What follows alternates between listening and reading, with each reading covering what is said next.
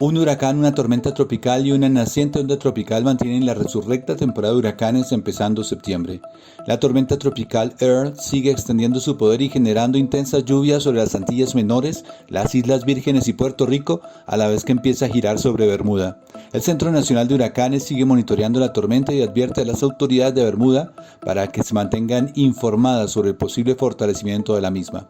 Entre tanto, en el Atlántico, el huracán Daniel sigue a la deriva. Muy cerca del continente africano, la onda tropical 1 tiende al desarrollo como movimiento ciclónico. Noticia en desarrollo.